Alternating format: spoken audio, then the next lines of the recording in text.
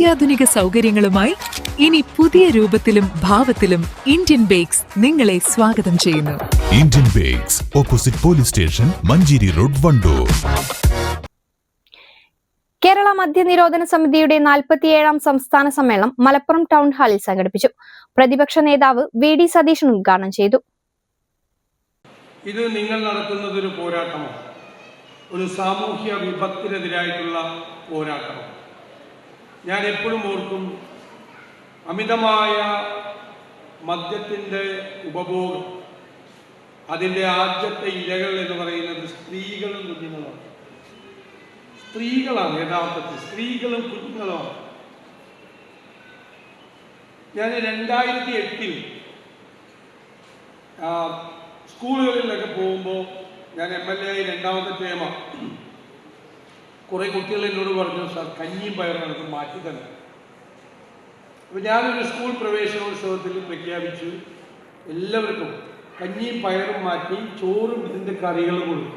എൻ്റെ നിയോഗമണ്ഡലം 3000-ഓ 5000-ഓ കുട്ടികൾ ആയിരിക്കും, തീരെ ബുദ്ധിമുട്ടുള്ള കുട്ടികൾ. ഞാൻ കണക്കൊന്നും നോക്കാതെ അങ്ങ് പ്രഖ്യാപിച്ച.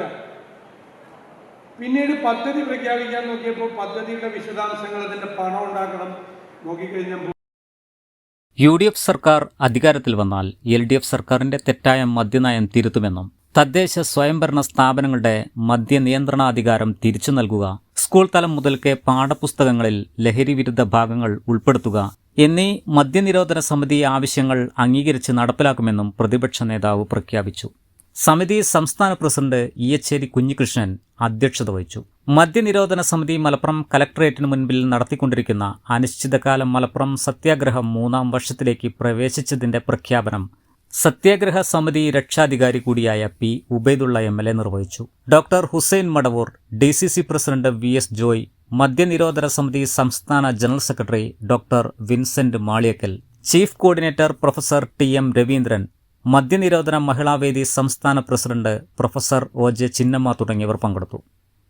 News bureau, Malappuram.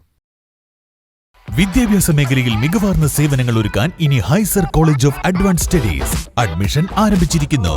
ഹൈസർ college of advance studies, Thiruvali, പൂന്തോട്ടം, പത്തിരിയാൽ, മലപ്പുറം.